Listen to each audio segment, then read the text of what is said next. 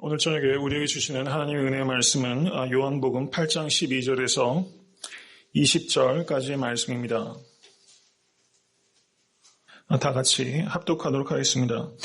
예수께서 또 일러 가라사대 나는 세상의 빛이니 나를 따르는 자는 어두움에 다니지 아니하고 생명의 빛을 얻으리라. 바리새인들이 가로되 내가 나를 위하여 증거하니 내 증거는 참되지 아니하도다. 예수께서 대답하여 가라사대 내가 나를 위하여 증거하여도 내 증거가 참되니 나는 내가 어디서 오며 어디로 가는 것을 알미오니와 너희는 내가 어디서 오며 어디로 가는 것을 알지 못하느니라. 너희는 육체를 따라 판단하나 나는 아무도 판단치 아니하노라. 만일 내가 판단하여도 내 판단이 참되니 이는 내가 혼자 있는 것이 아니요 나를 보내신 이가 나와 함께 계심이라. 너희 율법에도 두 사람의 증거가 참되다 기록하였으니 내가 나를 위하여 증거하는 자가 되고 나를 보내신 아버지도 나를 위하여 증거하시느니라. 이에 저희가 묻되 내 아버지가 어디 있느냐?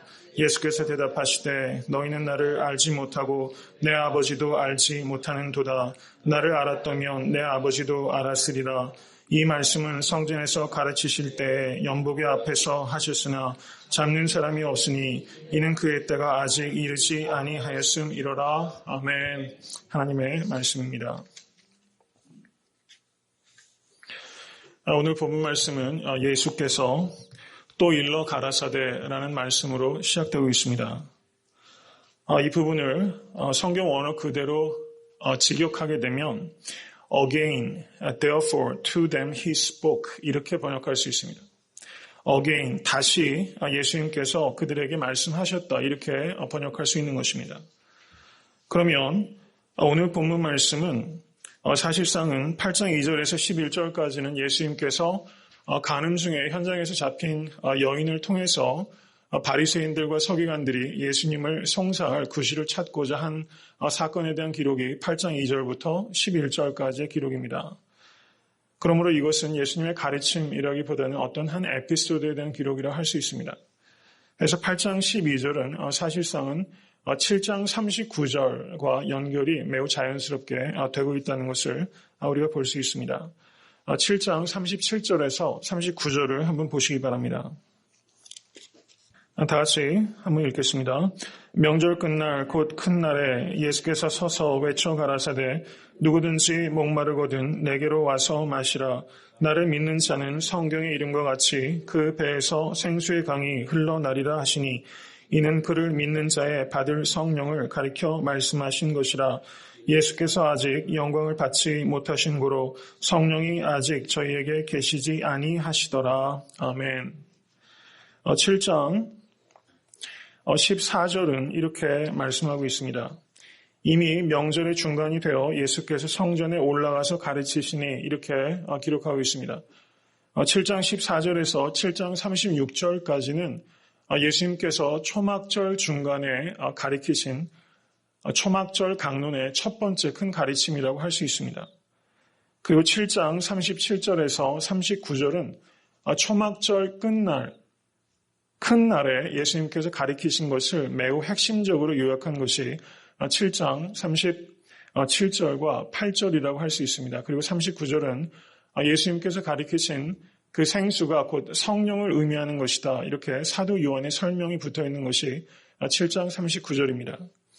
그리고 7장 40절부터 53절까지는 예수님의 가르치심에 대한 무리들, 그리고 유대인들, 산헤드린의 다양한 반응들에 대한 기록이 있다고 할 수 있습니다. 그리고 8장 2절에서 11절까지는 가는 중에 현장에서 잡혀온 여인에 대한 이야기를 할 수 있습니다. 그러므로 오늘 본문에서 예수께서 다시 가르치기 시작하셨다 이런 그 말씀은 7장 39절과 매우 자연스럽게 연결되고 있다 이렇게 말할 수 있는 것이죠. 덧붙여서 하나 말씀을 드리게 되면 8장 2절부터 11절까지는 그 거의 대부분의 학자들이 원래 요한복음에 있는 말씀은 아니다 이렇게 결론을 내고 있습니다. 이게 무슨 뚱땅지 같은 말이냐 이렇게 생각하실 수 있을 텐데요. 실제 NIV 성경을 보시면 8장 2절에서 11절까지는 이렇게 기록하고 있습니다. The earliest manuscripts and many other ancient witnesses do not have John. chapter 7 verse 53 to chapter 8 verse 11 이렇게 말하고 있어요. 성경 사본이 여러 가지가 있는데요. 성경 사본 중에서 아주 그 초기에 있는 성경 사본들은 7장 53절에서 8장 11절까지는 아마도 거기에는 그 요한복음의 이 부분이 포함되지 않다는 것입니다. 그래서 이반젤리칼 학자들이나 리버럴 학자들이나 이 7장 53절에서 8장 11절까지는 아마도 요한의 기록은 아닐 것이다. 이렇게 결론을 내고 있어요. 상당히 일리가 있습니다. 왜냐하면 아주 초기의 사본들은 이 부분이 생략되어 있다는 것입니다. 그렇지만 거의 대부분의 학자들은 분명히 예수의 공생의 기간 동안 이 간음 중에 잡혀온 여인에 대한 이런 만남과 그리고 예수님의 가르침은 분명히 있었던 역사적 사실이다. 이렇게는 공감하고 있다는 것이죠. 제가 이 말씀을 굳이 드리는 이유는 8장 12절 이하의 초막절 강론의 세 번째 큰 가르침이 7장 39절과 매우 밀접하게 연관되어 있다는 것을 제가 좀 더 강조해서 말씀드리기 위함입니다. 초막절은 두 가지 주요한 의식이 진행이 됩니다. 첫 번째는 물을 깃는 의식입니다. 그리고 두 번째는 등불을 밝히는 의식이 초막절 의식 중에서 매우 중요한 두 가지 의식이라고 말씀드렸습니다. 물을 깃는 의식은 광야에서 이스라엘 백성을 하나님께서 구름 기둥으로 인도하시는 것을 기억하기 위해서 실로암 연못가에서 물을 길어와서 제단 아랫부분에 뿌리는 의식, 그것이 물 깃는 의식입니다. 그리고 등불 의식이 있었습니다. 이 등불 의식은 하나님께서 광야에서 이스라엘 백성들을 불기둥으로 인도하신 하나님의 구원의 역사를 추억하고 기념하기 위한 의식이었다고 할 수 있습니다.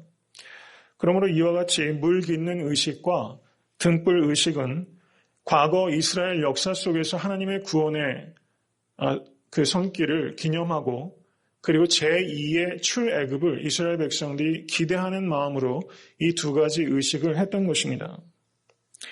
예수님께서는 초막절 마지막 끝날에 이제 실로암 연못에서 물을 길어와서 제단 아래에 뿌리는 그 물 길는 의식이 완성되는 그 순간에 요한복음 7장 37절에서 38절의 가르침을 선포하신 것입니다. 누구든지 목마르거든 내게로 와서 마시라. 나를 믿는 자는 성경의 이름과 같이 그 배에서 생수의 강이 흘러나리라. 주님께서 약속하셨습니다. 이 약속이 성도님들의 삶 가운데 체험될 수 있게 되기를 축원합니다. 이 말씀을 했을 때 이스라엘 백성들이 물을 깃는 의식을 매해 반복하고 있는데 예수님께서는 바로 그 순간에 누구든지 목마르거든 내게로 와서 마시라 이렇게 말씀하신 것은 그 의식을 거행하고 있는 이스라엘 백성들에게는 굉장히 충격적인 말이었던 것입니다. 예수님께서는 이스라엘 백성들이 지키고 있는 그 의식의 성취가 바로 예수님 자신이다 이렇게 선포하신 것입니다. 대부분의 유대인들은 예수님의 이 가르침에 굉장히 당혹감을 느꼈을 것입니다. 그리고 바리새인들과 서기관들과 같이 이스라엘의 기득권층들은 예수 그리스도에 대해서 아주 극렬한 분노를 느꼈을 것입니다. 아마 그 중에 혹자는 예수님의 말씀을 통해서 마음속에 막연한 기대를 갖는 사람들을 덜어 있었을지 모릅니다. 예수님의 선포는 그만큼 매우 시적절하고 파격적이었다는 것을 제가 말씀드리는 것입니다.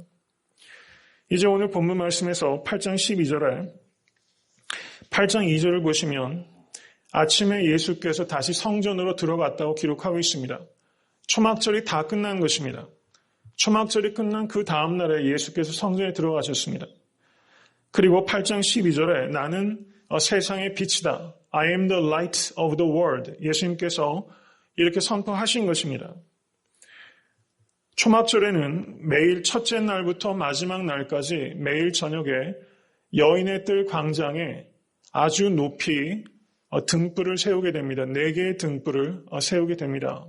그런 4개의 등불을 매일 밤 밝힙니다. 그런데 이 여인의 뜰에서 밝혀진 이 등불이 얼마나 밝았냐면 좀 저는 과정법이 있다고 생각이 되는데요. 여인의 뜰에 밝혔던 그 등불이 예루살렘 전체를 환하게 밝혀서 심지어 사람들이 그 불빛 아래에서 뜨개질을 할 수 있을 정도였다라는 기록이 있을 정도로 이 여인의 뜰의 이 등불이 예루살렘 전체를 밝힐 만큼 굉장히 강렬한 등불을 밝혔다고 기록이 되어 있는 것입니다. 그리고 모든 경건한 유대인들이 그 등불 밑에 모여서 밤새도록 거기에서 하나님을 찬양하고 춤추었던 것이 초막절 행사인 것입니다. 그래서 경건한 유대인들은 이 일주일 내내 밤새도록 거의 새벽 틀 때까지 이와 같은 횃불 의식을 진행을 하는데 경건한 유대인들은 일주일 동안 거의 잠을 자지 않고 이 의식에 동참하였다라고 기록에 남겨져 있는 것입니다. 이렇게 7일 밤을 환하게 밝혔던 이 등불이 이제 초막절이 끝나는 날에 이제 점등되게 됩니다. 예루살렘 전체를 밝히던 그 강렬한 불빛이 이제 꺼진 것입니다.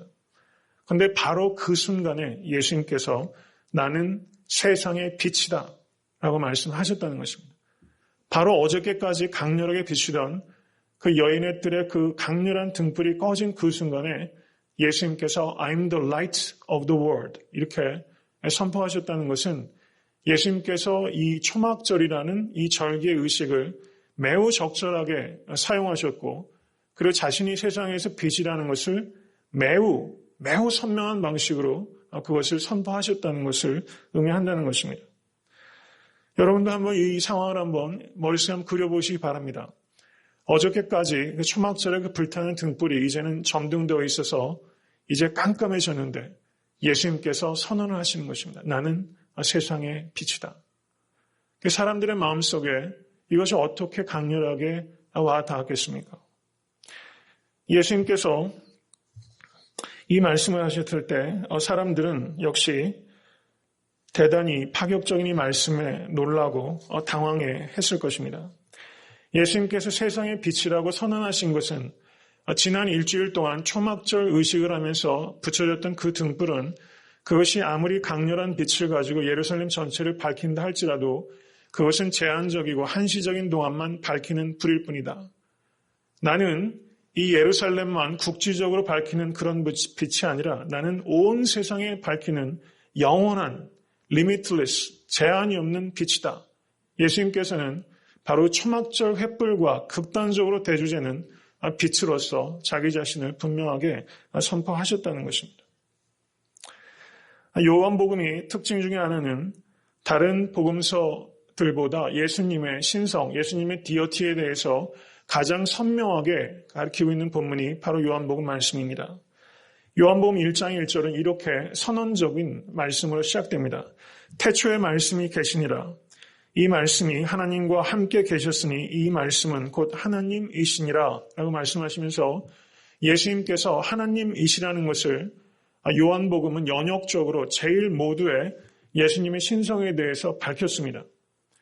다른 복음서는 예수님의 말씀과 행적을 계속해서 기록하면서 제일 말미에 예수님은 하나님의 아들이시다. 백부장을 통해서 마가는 고백하고 있습니다. 이렇게 귀납적으로 예수님의 신성을 기록하고 있는 것이 다른 공관복음서의 특징이라면 요한복음은 연역적으로 1장 1절에서 예수님은 하나님이시다라고 선언하고 그것을 연역적으로 풀어가는 다른 기술 방법을 쓰고 있다는 것입니다.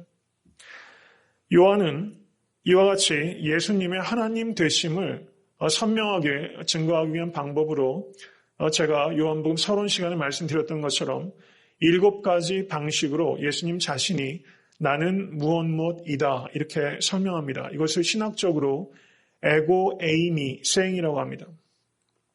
에고란 말은 그리스 말로 I란 뜻입니다. 그리고 에임이라는 것은 비동사 M을 의미하는 것입니다. 그러므로 I am saying 예수님께서는 나는 무엇이다 이렇게 7번 말씀하심으로써 자신의 신성을 가장 강력하게 선언하신 것입니다. 예수님께서 첫 번째로 자신의 신성을 나타내시는 I am saying은 요한복음 6장 35절에 나는 생명의 떡이다 라는 말씀이셨습니다. 그리고 오늘 본문 말씀 8장 12절에 나는 세상의 빛이다. 이것이 예수님의 두 번째 I am saying입니다. 이것을 염두에 두시기 바랍니다. 예수님께서는 나는 세상의 빛이다 라고 말씀하셨는데 이 빛, light, 성경어로는 force라고 합니다. 이 단어가 신약 성경 전체에서 사용되고 있는 빈도수를 볼 때 요한은 특별히 이 빛의 그 메타포를 굉장히 많이 사용합니다. 그래서 요한복음에서만 이 빛이라는 단어가 16번 사용되고 있습니다. 그리고 요한 1서에 5번, 그리고 요한계시록에 5번 사용됨으로 인해서 그 요한의 저술에만 무려 26번, 몇 번이죠? 26번 사용되고 있습니다. 요한복음 1장 4절을 보시면 이 빛을 생명의 빛이라고 소개합니다. 그리고 오늘 본문 8장 12절에 세상의 빛으로 소개합니다. 그리고 1장 9절에는 이 빛을 참빛으로, 그리고 1장 9절에는 와서 각 사람에게 비치는 빛으로 이 예수 그리스도의 빛 되심을 요한은 소개하고 있습니다. 오늘 8장 12절의 말씀을 특별히 앞에 있는 가늠하다 현장에서 잡힌 이 여인의 기록과 연관시켜서 본다면 실제 예수님께서 나는 세상의 빛이다라는 이 가르침을 이 현장에서 가늠하다 잡힌 여인이 들었을지는 모르겠습니다. 분명히 여기에서는 시간적인 갭이 있거나 아니면 장소의 변경이 있을지도 모르겠습니다. 그런데 문맥적으로는 이 여인에게 예수님께서는 세상의 빛으로 찾아가신 것입니다. 문맥은 그것을 말씀하고 있습니다. 이 여인을 많은 사람들이 아마도 창녀였을 것이다 이렇게 생각하는 사람이 있습니다. 만약에 창녀였다면 이 여인은 세상의 빛, 특별히 돈이라는 빛을 쫓아 살던 사람입니다. 만약에 창녀가 아니었다면 이 여인은 거짓된 사랑의 빛을 쫓아 살던 사람이었습니다. 그것이 진짜 빛인 줄 알고 쫓아갔던 것입니다. 근데 예수님께서는 바로 이 여인과 같은 이들에게 나는 세상의 빛이다 라고 말씀하신 것입니다. 이 여인은 이제 이전에 자기가 쫓던 빛이 사실은 참빛이 아니고 거짓된 빛이라는 것을 인정하고 이제 참빛이신 예수님을 쫓아가기로 결단하야만 했던 것입니다. 시편 27편 1절은 시편 기자가 이렇게 고백합니다. 여호와는 나의 빛이요 나의 구원이시니 내가 누구를 두려워하리요. 여호와는 내 생명의 능력이시니 내가 누구를 무서워하리요. 이렇게 고백하고 있습니다. 이 시편 기자는 여호와는 나의 빛이시라고 고백하고 있는 것입니다. 미가서 7장 8절은 이렇게 기록합니다. 나의 대적이여 나로 인하여 기뻐하지 말지어다. 나는 엎드러질지라도 일어날 것이요 어두운 데 앉을지라도 여호와께서 나의 빛이 되실 것임이로다. 이렇게 고백하고 있는 것입니다.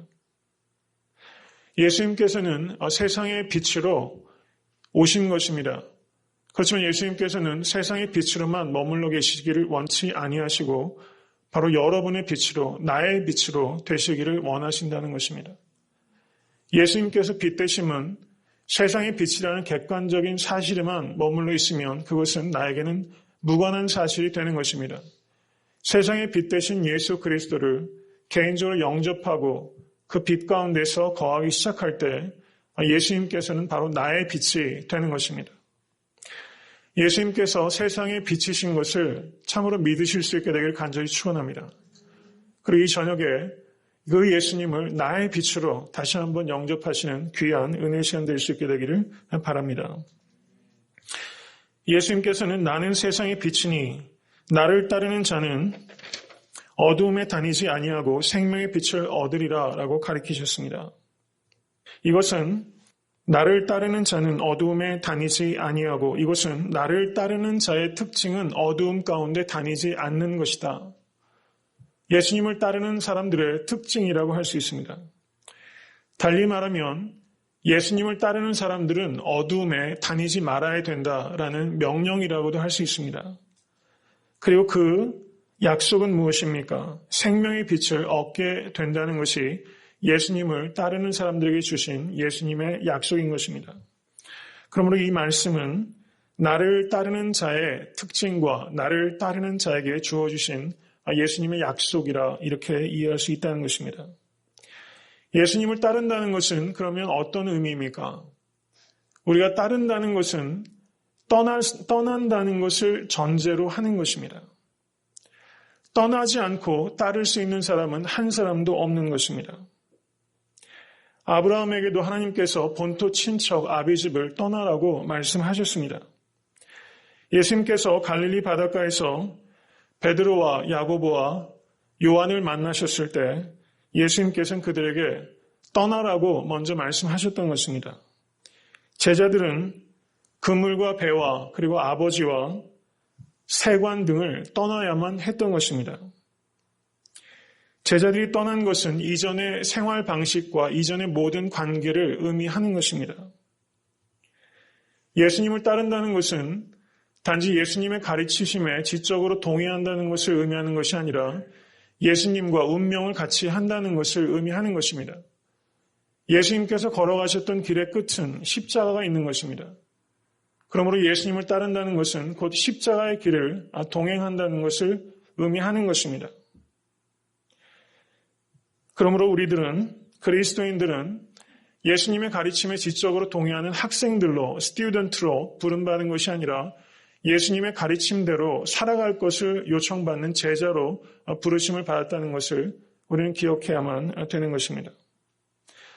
주님을 따라간다는 것은 따라가고자 하는 의지만 가지고 되는 것이 아닙니다. 주님을 따라가기 위해서는 먼저 주님과의 사귐이 전제가 되어야 되는 것입니다.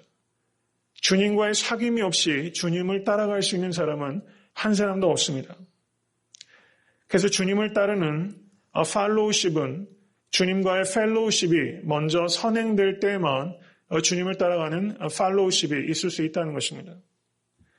그러므로 제자도는 두 가지로 구성이 되는 것입니다. Being with Jesus, 예수 그리스도와 함께 거하는 것, 그것이 제자도의 첫 번째라면 Doing Jesus task, 예수님께서 하셨던 일을 하는 것이 제자도의 두 번째 요소라고 할 수 있는 것입니다. 그런데 예수님께서 하셨던 일을 우리가 사역하기 위해서 전제되어야 되는 것은 예수님과 함께 거하는 것이라는 것입니다. 주님을 따르기 원하는 간절한 소원이 여러분들 가운데 있다는 것을 믿습니다. 따라가기 원하신다면 먼저 주님과 함께 거하는 것을 훈련하시는 여러분과 제가 될 수 있게 되길 간절히 바랍니다. 성숙한 그리스도인이란 어떤 사람입니까? 그것은 이와 같이 예수님과 함께 being with Jesus, 예수님과 함께 있는 것과 doing Jesus task, 예수님께서 하셨던 일을 행하는 이 사역, 영성과 사역이 조화롭게 이루어지고 있는 사람, 바로 그 사람이 성숙한 그리스도인이라고 할 수 있는 것입니다. 예수님과의 사귐이 깊어지시는 여러분 되실 수 있게 되기를 바랍니다. 사귐이 깊어질수록 여러분의 따름은 더욱더 신명나고 또 열매 맺는 그런 귀한 따름이 될 것입니다. 예수님께서는 나를 따르는 자는 어두움에 다니지 아니한다 이렇게 말씀하셨습니다. 성경 원어를 좀 직역을 하면 나를 따르는 사람은 누구든지 never walk in the darkness 이런 뜻입니다. 성경 원어는 우매라는 단어가 사용되어 있어서 매우 강조해서 emphatically 매우 강조해서 결코 어둠 가운데서 걷지 않는다라는 것을 강조하고 있습니다. 그러면 예수님을 따르는 사람이 결코 어둠 가운데 다니지 않는다는 것은 무엇을 의미하는 것이겠습니까? 에베소서 5장 8절은 이렇게 말합니다.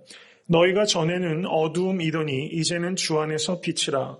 빛의 자녀들처럼 행하라. 이렇게 말씀합니다. 마태복음 5장 14절에서 주님께서 이렇게 말씀하셨습니다. 너희는 세상의 빛이다. 이렇게 말씀하는 것입니다.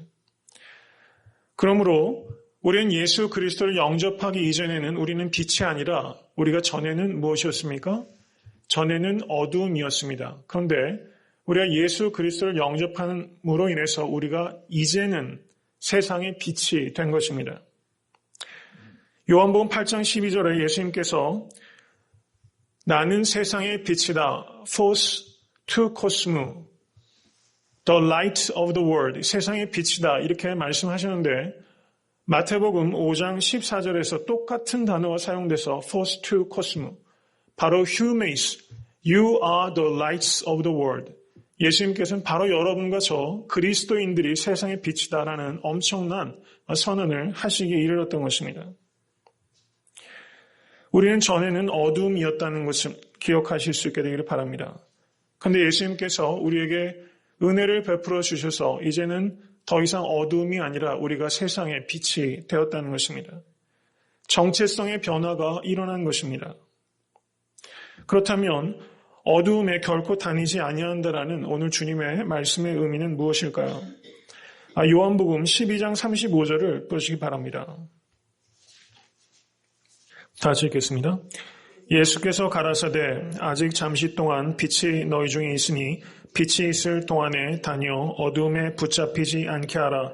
어두움에 다니는 자는 그 가는 바를 알지 못하느니라. 이렇게 말씀하셨습니다. 어두움에 붙잡히지 않게 하라. 로마서 13장 12절을 한번 보시기 바랍니다. 로마서 13장 12절 다시 읽겠습니다. 밤이 깊고 낮이 가까웠으니 그러므로 우리가 어두움의 일을 벗고 빛의 갑옷을 입자 이렇게 말씀하고 있습니다. 어두움의 일을 벗자 이렇게 말합니다. 에베소서 5장 11절을 보시기 바랍니다. 에베소서 5장 11절 다시 읽겠습니다. 너희는 열매 없는 어두움의 일에 참여하지 말고 도리어 책망하라 이렇게 기록하고 있는 것입니다. 이러한 말씀들을 종합적으로 해서 보고 그리고 또 그리스도인으로서 여러분과 저의 경험에 비추어서 볼 때 나를 따르는 자는 어두움에 다니지 않는다라는 말은 성도는 어두움에 다니는 것이 불가능하다라는 것을 의미하는 것이 아니라 성도는 어두움에 다니지 않는 것이 가능해졌다라는 것을 의미한다는 것입니다. 이 차이를 우리가 분별해야 되는 것입니다. 성도들이 죄를 짓는 것이 불가능한 존재가 된 것이 아니라 성도들은 죄를 이기는 것이 가능한 존재가 된 것이다. 이렇게 이해할 수 있다는 것입니다. 어둠 속을 걷지 않는다라는 것은 단지 윤리적인 것만을 의미하는 것이 아니라는 것을 우리가 깨닫는 것은 대단히 중요합니다. 어둠 속을 걷는다는 것은 상징적인 표현이라고 할 수 있습니다. 그럼 이것이 보다 분명한 의미가 무엇인가를 우리가 생각해야만 되는 것입니다.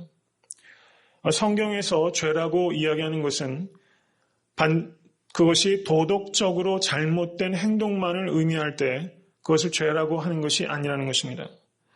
성경에서 죄라고 정의하는 것은 악한 행동을 의미하는 것을 넘어서서 하나님을 불신하고 교만한 것을 죄라고 하는 것입니다. 세상적인 법의 관점에서 볼 때, 세상적인 사람들의 관점에서 볼 때 분명히 의로운 사람이고 선한 사람이라고 할지언정 하나님을 알지 못하면 성경은 그것을 죄라고 말한다는 것입니다.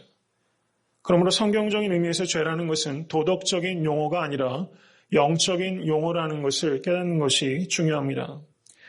요한복음 3장 19절에서 21절을 보시기 바랍니다. 같이 읽겠습니다. 곧 빛이 세상에 왔을 때 사람들이 자기 행위가 악함으로 빛보다 어두움을 더 사랑한 것이니라. 악을 행하는 자마다 빛을 미워하여 빛으로 오지 아니하나니 이는 그 행위가 드러날까 하며 진리를 쫓는 자는 빛으로 오나니 이는 그 행위가 하나님 안에서 행한 것임을 나타내려 함이라 하시니라. 아멘. 어둠 속에서 행한다는 것, 어둠 속에서 다닌다는 것의 의미를 저는 요한복음 3장 19절에서 21절의 말씀을 통해서 생각할 수 있다고 봅니다. 어둠 속을 걷는다라는 것은 하나님 안에서 행하지 않는 모든 것을 어둠 속에서 행하는 것이다. 성경은 그렇게 정의한다는 것입니다. 3장 21절에 진리를 쫓는 자는 빛으로 오나니 이는 그 행위가 하나님 안에서 행한 것임을 나타내려 함이다. 이렇게 말했습니다. 하나님 안에서 행한 것이라는 것은 어떤 의미입니까? 하나님 안에서라고 했을 때 이것은 그냥 in God 이런 뜻입니다. 성경 원어로 en theo, en이라는 것은 in이란 전치사이고요. 그 theos는 God를 의미하는 것입니다. 그런데 성경 원어에서 이 en이라는 그 전치사는 한 4가지 정도로 그 의미를 좀 세분해서 생각해 볼 수 있습니다. 하나님 안에서 행한다는 것의 첫 번째 의미는 because of God, 하나님 때문에 행하는 것입니다. 이것은 하나님께서 그 행위의 동기가 되는 것을 하나님 안에서 행한다라고 말할 수 있다는 것입니다. 두 번째 하나님 안에서의 의미는 for God, 하나님을 위하여, 하나님이 목적이 되는 행위를 하나님 안에서 행한다라고 할 수 있다는 것입니다. 세 번째 의미는 according to the standard of God, 하나님의 기준에 의하여 이런 뜻입니다. 하나님께서 기준이 되는 삶이라는 뜻입니다. 네 번째 하나님 안에서의 의미는 by God 이런 뜻이 있습니다. 하나님을 통하여 하나님께서 방법이 되는 삶이라는 뜻입니다. 요약해서 다시 한번 말씀드립니다. 하나님 안에서 행한다는 것의 의미는 첫 번째는 하나님께서 동기가 되는 삶입니다. Because of God. 두 번째는 하나님께서 목적이 되는 삶, for God, 하나님을 위하는 삶. 세 번째는 하나님께서 기준이 되는 삶, according to the standard of God, 하나님의 기준에 의하여. 네 번째는 하나님께서 방법이 되는 삶, by God. 이렇게 네 가지 의미가 주어질 때 그것을 하나님 안에서 행한다, 이렇게 표현할 수 있다는 뜻입니다. 하나님께서 우리들의 삶의 동기와 목적과 그리고 기준과 방법이 될 때 그것을 하나님 안에서 행한다고 말하는 것이고 그것을 빛 가운데서 행하는 것이다, 이렇게 설명할 수 있다는 뜻입니다. 누가복음 18장 9절에서 14절을 보시면 성도님들께서 잘 아시는 바리새인과 세리의 기도가 대조적으로 나타납니다. 바리새인들은 이렇게 기도했습니다. 나는 일회에 2번씩 금식하고 또 소득에 11조를 드리나이다. 이렇게 서서 기도했습니다. 그런데 세리는 멀리 서서 감히 눈을 들어 하늘을 우러러 보지도 못하고 다만 가슴을 치며 하나님이여 불쌍히 여기시옵소서 나는 죄인이로소이다, 이렇게 기도했던 것입니다. 예수님께서는 이것을 이야기하시면서 일에 2번씩 금식하고 소득의 11조를 드리지만 이 바리새인들의 행위가 빛 가운데서 행하는 것이 아니라 어둠 가운데서 다니는 것이라고 예수님께서 판단하신 것입니다. 마가복음 12장 41절에서 44절은 연복교에 많은 돈을 넣은 사람과 고작 2렙돈을 넣은 과부의 두 캐릭터의 대조가 나타나고 있습니다. 마태복음 23장 23절에서는 예수님께서 이렇게 말씀하십니다. 화 있을진저 외식하는 서기관들과 바리새인들이여 너희가 박하와 회향과 근처의 11조를 드리되 율법에 더 중한 바 의와 신과 이는 버렸도다. 그러나 이것도 행하고 저것도 버리지 말아야 할지니라, 이렇게 예수님께서 가르치셨습니다. 예수님께서는 헌금의 중요성을 가볍게 말씀하신 것이 아니라 물질의 헌금보다 더 중요한 것은 삶의 헌금이라는 것을 가르치신 것입니다. 미가서 6장 6절에서 8절 말씀을 보시기 바랍니다. 네, 앞에 있는 화면을 보시면 될 것 같아요. 미가서 6장 6절에서 8절 말씀을 다 같이 읽어보겠습니다. 내가 무엇을 가지고 여호와 앞에 나아가며 높으신 하나님께 경배할까? 내가 번제물 1년 된 송아지를 가지고 그 앞에 나아갈까? 여호와께서 천천의 수양이나 만만의 강수 같은 기름을 기뻐하실까? 내 허물을 위하여 내 맏아들을, 내 영혼의 죄를 위하여 내 몸에 열매를 드릴까? 사람아, 주께서 선한 것이 무엇임을 내게 보이셨나니 여호와께서 내게 구하시는 것이 오직 공의를 행하며 인자를 사랑하며 겸손히 내 하나님과 함께 행하는 것이 아니냐, 이렇게 말씀하셨던 것입니다. 하나님 안에서 행하는 것, 하나님께서 동기가 되시고 목적이 되시고 방법이 되시는 그것이 하나님 안에서 행하는 것입니다. 이재철 목사님께서 신우하셨던 교회에서 있었던 한 에피소드입니다. 이재철 목사님께서 쓰신 책 가운데 있었던 일을 소개하고자 합니다. 한 성도님께서 목사님께 와서 상담을 합니다. 그 성도님께서 다른 분과 매우 불편한 관계에 빠지게 되었습니다. 그래서 이것을 어떻게 해결해야 될지 이재철 목사님께 조언을 구합니다. 그러자 목사님께서 먼저 상대방을 찾아가서 사과하고 화해하십시오. 이렇게 권면합니다. 그러자 그 성도는 목사님께 이렇게 말합니다. 내가 잘못한 것이 없는데 어떻게 내가 먼저 가서 사과해야 합니까? 이렇게 묻자 목사님이 이렇게 말합니다. 그것이 주님의 명령이기 때문입니다. 그래서 이 목사님과 이 상담했던 성도가 한동안 깊이 심각하게 갈등했다는 것입니다. 내가 인간의 자존심, 나의 자존심을 끝까지 고수하고 그냥 이렇게 불편한 관계를 계속 이어갈 것인가? 아니면 잘잘못을 떠나서 목사님의 권면대로 혹은 성경의 말씀대로 내가 먼저 가서 사과하고 그리고 화해를 청할 것인가? 이렇게 갈등하다가 주님의 말씀을 붙잡고 그 사람에게 가서 사과하고 화해를 청하게 됩니다. 그리고 모든 갖고 있었던 불신의 장벽이 다 무너지고 화해하게 됐다는 것이죠. 특별한 이야기 아닙니다. 사실상 우리가 신앙생활을 하면서 이런 일들이 많이 겪으면서 살아오는 것이죠. 그런데 이 일을 좀 특별하게 하는 것은 바로 이분이 이 목사님께 다음과 같은 이야기를 한 이유 때문입니다. 이렇게 말을 했던 것입니다. 목사님, 인간이 하나님을 위해 행할 수 있는 것 중에 헌금이 제일 쉬운 것이란 사실을 깨달았습니다. 말씀대로 행하는 것이 정말 어려웠습니다. 그런데 말씀대로 행하는 삶이 수반하는 기쁨은 헌금의 기쁨과는 비교할 수 없을 정도로 컸습니다. 이렇게 말하고 있었습니다. 참 많이 새겨볼 만한 이야기로 생각합니다. 하나님께 하는 신앙 행위 중에서 헌금 드리는 것이 제일 쉬운 것이다. 우리가 정직하고 그리고 성실한 그런 헌금 드리는 것 쉬운 일 아니죠. 그런데 가만히 정말 생각해보면 어떤 의미에서는 헌금 드리는 일이 제일 쉽다는 이분의 말씀이 공감이 됩니다. 헌금은 내가 하나님 앞에서 정직하게 결단해서 하는 일입니다. 그런데 내가 신앙적인 결단을 하는 일들은 나 혼자서 하는 일이 아니라 거기에 관련된 상대방이 있기 때문에 그것이 훨씬 어렵다는 것이죠. 이것은 정말 말씀대로 살기 위해서 씨름한 사람의 정직한 고백이라고 생각이 됩니다. 자신이 땀을 흘려 벌은 돈을 정직하게 헌금하는 것, 이것은 매우 중요한 신앙의 행위입니다. 그렇지만 헌금 행위는 나 혼자서 결정하는 거지만 말씀대로 순종하는 것은 상대방이 있기 때문에 훨씬 어려운 결단이 되고 있다는 것이죠. 물질의 연보보다 삶의 연보를 더 기뻐하신다는 것을 생각하시는 여러분과 제가 될 수 있게 되기를 바랍니다. 마가복음 12장에서 2렙돈을 드린 이 과부가 예수님으로부터 칭찬을 받습니다.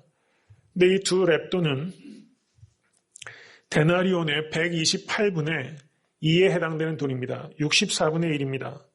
그런데 한 데나리온은 성인 남자가 하루에 벌 수 있는 돈이 바로 한 데나리온입니다. 이 여인이 바쳤던 2렙돈은 이 성인 남자의 하루 임금의 64분의 1이라고 할 수 있습니다. 만약에 우리가 하루에 100불을 번다면 이 과부가 이때 연보로 드린 물질의 양은 약 3불 12센트 정도 된다고 할 수 있습니다. 이때 여인의 뜰에 있었던 이 연복에는 오늘 본문 말씀에서 예수님께서 가리키셨던 것이 연복의 앞에서 있었던 일이라고 기록하고 있습니다. 근데 이 연복에는 나팔 모양을 가지고 있었습니다. 나팔 모양의 구리입니다. 그래서 동전이 떨어지면 그것이 쨍그랑하고 정확하게 몇 개가 떨어졌는지 헤아릴 수 있을 정도로 이 연복에가 청동으로 되어 있는 것입니다. 아마 이 여인이 2렙돈을 드렸을 때 이 여인은 그 소리를 들으면서 굉장히 부끄러웠을지도 모릅니다. 그런데 하나님의 관점은, 빛 가운데서 행하는 관점은, 하나님 안에서 보는 관점은 외모로 판단하지 아니하고 그 중심을 보신 하나님의 관점은 바로 이 행위가, 이 여인의 행위가 바로 이 하나님을 기쁘시게 하는 연보라고 말씀하고 있다는 것입니다. 저는 이재철 목사님 교회에서 있었던 일을 책으로 접하면서 이 마가복음 12장에 2렙돈을 드렸던 이 과부의 이야기를 한번 상상해 봤습니다. 어쩌면 이 여인도 누구나 다투고 있지는 않았을까. 그래서 이 여인이 성전에 나와서 연보를 드리기 전에 그 사람에게 가서 사과하고 화해를 이룬 후에 와서 2렙돈을 드리지는 않았을까. 한번 상상해 보았습니다. 분명히 하나님께서는 물질의 연보보다 삶의 연보를 기뻐하신다는 것을 우리에게 말씀하고 계신 것입니다.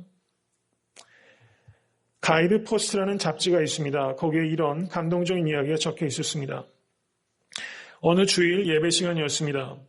헌금 시간이 다 지났는데 목사님께서 헌금 주머니를 다시 한번 성도들에게 돌리라고 말씀하셨습니다.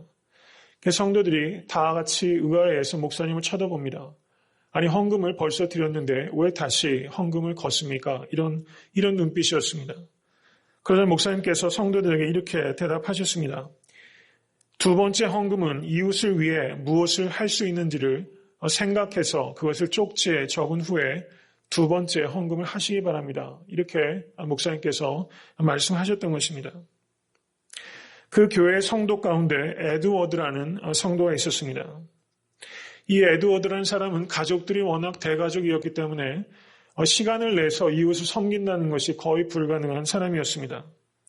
그런데 목사님께서 이웃을 위해서 무엇을 할 수 있는지를 생각하고 그것을 쪽지에 써서 내라고 말씀하셨기 때문에 생각 끝에 나는 일주일에 한 번씩 외로운 사람에게 차를 대접하겠다라고 쪽지에 써서 그것을 두 번째 헌금 돌릴 때 그것을 드리게 됐습니다.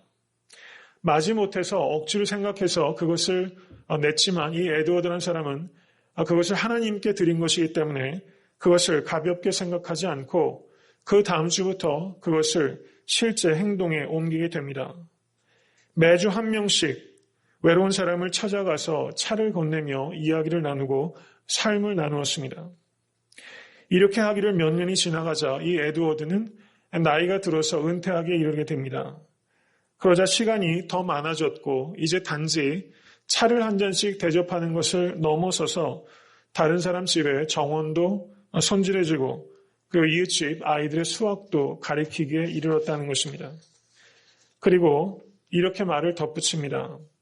이 에드워드는 나는 그날 첫 번째 헌금함을 드릴 때 그때 내가 얼마를 하나님께 드렸는지 나는 도무지 기억이 나지 않습니다. 그렇지만 두 번째 헌금함에 드렸던 그 연보는 나의 평생에 가장 귀중한 헌금이었고 그 연보는 나의 평생을 완전히 뒤바꾼 그런 연보였습니다. 이렇게 고백하고 있다는 것이죠. 매우 간결하고 단순하게까지 느껴지는 이야기입니다. 그렇지만 참 마음이 뭉클해지는 이야기로 생각이 됩니다. 정직한 헌금 생활의 가치를 가볍게 생각하지 마시기 바랍니다. 그렇지만 물질의 연보보다 더 중요한 것은 마음의 연보, 삶의 연보라는 것이죠. 바로 이것이 주님께서 우리를 바라보시는 관점이라는 것입니다. 세상 사람들은 이 과부의 두 렙돈을 가치 있게 여기지 않습니다. 그리고 많은 교회와 많은 목회자들도 과부의 두 렙돈을 가치 있게 여기지 않을지 모릅니다. 그렇지만 주님께서는 육체로 보지 아니하시고 그 중심을 보시는 것입니다. 그 주님을 사랑하시고 감사하실 수 있게 되길 바랍니다. 오히려 마음이 없는 많은 물질보다 그것을 오히려 부끄럽게 여기시고 작은 물질이라도 거기에 마음이 있다면 그것을 감격을 가지고 주님 앞에 드리실 수 있는 여러분과 제가 될 수 있게 되기를 간절히 축원합니다. 이제 8장 13절을 보시면 바리새인들이 가로되 내가 너를 위하여 증거하니 내 증거는 참되지 아니하도다 이렇게 말씀합니다. 바리새인들은 예수께서 자신을 세상의 빛이라고 하는 이 가르침을 도저히 받아들일 수가 없는 것입니다. 유대인들은 구약 성경 민수기 35장 30절, 신명기 17장 6절, 19장 5절 이렇게 세 가지 말씀 등을 근거로 해서 자기 자신이 자신을 위해서 증거하는 것은 법정에서 유효한 증거로 받아들이지 않습니다. 그래서 지금 바리새인들이 예수님께 당신이 당신을 위해서 증거하는 그 증거가 참되지 않다라는 것은 매우 일리가 있는 말이라는 것입니다. 그런데 8장 14절에서 예수님께서 이렇게 대답하셨습니다. 내가 나를 위하여 증거하여도 내 증거가 참되니 나는 내가 어디서 오며 어디로 가는 것을 안다. 이렇게 말씀하신 것입니다. 내가 어디서 오며 예수님께서는 자신의 기원을 정확하게 아시는 분입니다. 그리고 어디로 가는 것을 주님께서 아십니다. 자신의 기원과 운명을 알기 때문에 내가 나를 위해서 증거해도 그 증거가 참되다. 예수님의 논리는 그렇게 되고 있는 것입니다. 이 말씀은 요한복음 7장 29절을 보시면 예수께서 내가 그에게서 났고 그가 나를 보내셨음이니라 이렇게 말씀하셨습니다. 요한복음에서 예수님께서는 계속해서 하나님께서 나를 보내셨다라는 것을 강조하고 있습니다. 예수님의 기원이 하늘로부터 말미암았다는 것을 증거하신 것입니다. 그리고 7장 33절에 내가 너희와 함께 조금 더 있다가 나를 보내신 이에게로 돌아가겠노라 이렇게 말씀하시면서 예수님께서 승천하실 것을 예언하신 것입니다. 이렇게 7장과 8장은 내용적으로 매우 유사한 말씀들이 반복되고 있다는 것입니다. 그러자 예수님께서 8장 15절에 이렇게 대답하셨습니다. 너희는 육체를 따라 판단하나 나는 아무도 판단치 아니하노라. 이 말씀은 7장 24절의 말씀과 병행을 이루는 말씀입니다. 7장 24절을 한번 보시기 바랍니다. 다 같이 읽겠습니다. 외모로 판단하지 말고 공의의 판단으로 판단하라. 이렇게 주님께서 말씀하셨습니다. 이것은 동일한 말씀입니다. 너희는 육체를 따라 판단하나 나는 아무도 판단치 아니하노라. 여기에서 주님께서 나는 아무도 판단치 아니한다라는 말씀은 예수님께서 심판하시는 권리 자체를 부인하시는 것이 아닙니다. 예수님께서는 바리새인들처럼 독단적이고 주관적이고 임의로 판단하지 않는다라는 뜻입니다. 예수님께서는 그러면 어떻게 판단하십니까? 예수님의 판단의 특징이 8장 16절에 나타나고 있는 것입니다. 다 같이 8장 16절 다시 한번 읽겠습니다. 만일 내가 판단하여도 내 판단이 참되니 이는 내가 혼자 있는 것이 아니요 나를 보내신 이가 나와 함께 계심이라. 이 말씀은 8장 14절을 한번 보시기 바랍니다. 내가 나를 위하여 증거하여도 내 증거가 참되다. 8장 16절은 내가 판단하여도 내 판단이 참되다. 이렇게 말씀하셨어요. 내가 내 스스로를 위해서 증거하고 판단하는 것이 참되다는 것입니다.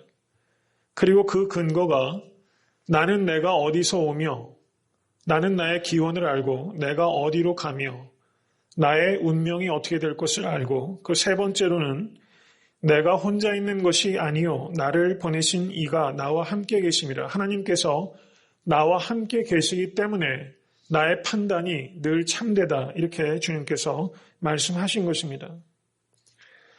로마서 2장 11절에 사도 바울은 이렇게 말씀합니다. 하나님께서 외모로 사람을 취하지 아니하심이니라. 야고보서 2장 1절은 내 형제들아 영광의 주 곧 우리 주 예수 그리스도를 믿는 믿음을 너희가 받았으니 사람을 외모로 취하지 말라 말씀합니다. 야고보서 2장 9절은 만일 너희가 외모로 사람을 취하면 죄를 짓는 것이다. 이렇게 말씀하고 있습니다. 여러분과 제가 우리는 그러면 어떠한 기준을 가지고 판단하는가 이것을 오늘 말씀을 통해서 생각해 볼 수 있기를 바랍니다. 예수님께서 금하신 것은 판단 자체를 금하신 것이 아니라 그 판단이 독단적이고 주관적이고 임의적일 때 그 판단을 하지 말아라 라는 뜻입니다. 예수님의 판단이 항상 참인 이유는 무엇입니까? 항상 혼자 있지 아니하고 하나님과 함께 계시기 때문에 그 판단이 참되다는 뜻입니다. 예수님께서는 항상 하나님과 함께 계시다는 의식을 가지고 사셨던 것입니다. 예수님의 판단은 늘 하나님의 판단을 염두에 둔 판단이었다는 것입니다. 하나님의 판단과 동일한 판단을 하는 것입니다. 우리들의 판단은 과연 어떠한 기준을 따라서 판단하고 있는가를 생각해야 되는 것입니다. 우리는 육체를 따라서 판단하고 있는가? According to flesh. 외모를 기준으로 판단하고 있는가? 동일한 말입니다.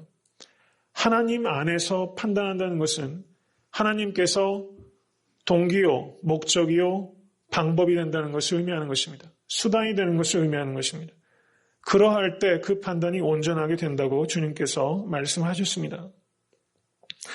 8장 18절을 보시기 바랍니다. 내가 나를 위하여 증거하는 자가 되고 나를 보내신 아버지도 나를 위하여 증거하시느니라.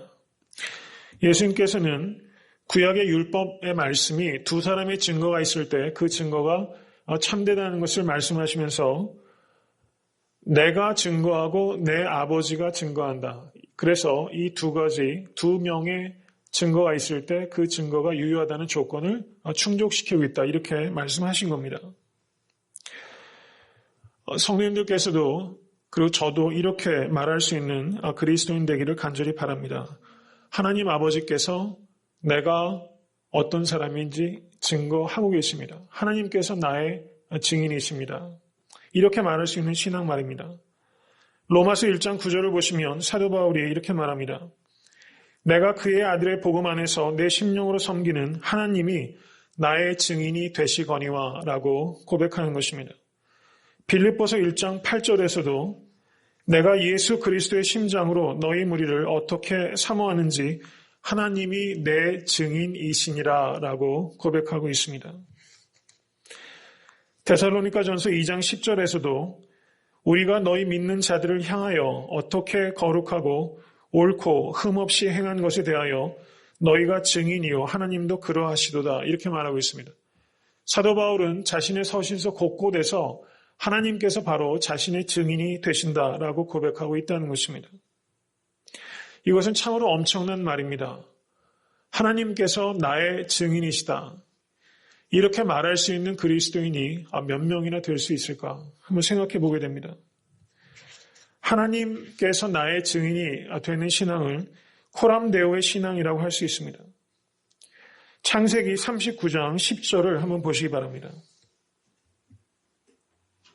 요셉이 거절하며 자기 주인의 처에게 이르되 나의 주인이 가중 제반 소유를 간섭치 아니하고 다 내 손에 위임하였으니 이 집에는 나보다 큰 이가 없으며 주인이 아무것도 내게 금하지 아니하였어도 금한 것은 당신뿐이니 당신은 자기 아내임이라. 그런즉 내가 어찌 이 큰 악을 행하여 하나님께 득죄하리이까 이렇게 말씀하고 있습니다.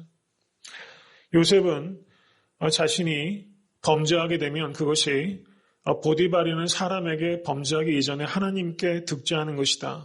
이렇게 말하고 있는 것입니다. 사도행전 4장 19절을 보셔도 베드로와 요한이 대답하여 가로되 하나님 앞에서 너희 말 듣는 것이 하나님 말씀 듣는 것보다 옳은가 판단하라 이렇게 말하고 있습니다. 요셉과 베드로와 요한은 모두 이와 같이 하나님의 임재를 의식하면서 살았던 사람입니다. 수많은 무리들 속에서도 군중들 속에서도 사람을 보는 것이 아니라 오직 하나님 한 분을 바라보고 있습니다. 그리고 아무도 없는 곳에서 혼자 있을 때도 항상 하나님을 의식하면서 사는 것이 바로 코람데오의 신앙입니다. 우리는 수많은 군중들 속에서 누구를 바라보고 있는가? 아무도 없는 곳에서 나는 누구를 의식하고 있는가? 수많은 군중들 속에서도 오직 하나님 한 분을 바라보고 혼자 있을 때도 항상 하나님을 의식하는 사람, 바로 그러한 삶을 살 때 우리는 나를 하나님께서 증인이 되어주신다라고 말하는 이 예수 그리스도처럼 혹은 사도 바울 같은 신앙이 될 것이다 라고 생각이 됩니다. 이제 8장 20절입니다. 이 말씀을 예수님께서 성전에서 가르치셨습니다. 연복의 앞에서 하셨으나 잡는 사람이 없으니 이는 그의 때가 아직 이르지 아니하였음이로라 라고 말하고 있습니다. 왜 사도 요한은 연복의 앞이라고 구체적으로 이 장소를 언급하고 있을까요? 이 연복에는 여인의 뜰에 위치하고 있습니다. 많은 사람들이 오가는 곳입니다. 예수님께서 세상의 빛이다라는 이 파격적인 말씀을 많은 사람들이 모이는 공적인 장소에서 했다는 것입니다. 이미 사내들인 공회는 예수님을 붙잡기로 결정을 했고 그리고 실제 하속을 보냈습니다. 그런데 예수님을 잡지 않고 그 하속이 되돌아가게 됩니다. 근데 오늘 본문에서도 예수님께서 이와 같이 엄청난 가르침을 주셨는데 잡는 사람이 없었다라고 말하고 있습니다. 그리고 이제 이 본문을 이는 그의 때가 아직 이르지 아니하였음이로라 이렇게 말씀을 마치고 있는 것입니다. 이것은 이 사도 요한이 하나님의 주권적인 보호를 마지막으로 강조하고 있는 것입니다. 사람들이 예수님을 잡으려고 했지만 하나님께서 허락하지 않으시기 때문에 잡을 수 없다는 것을 의미하는 것입니다. 하나님의 프로텍션을 지금 사도 요한은 마지막으로 강조하면서 이 예수님의 이 가르침을 마무리 짓고 있다는 것이죠.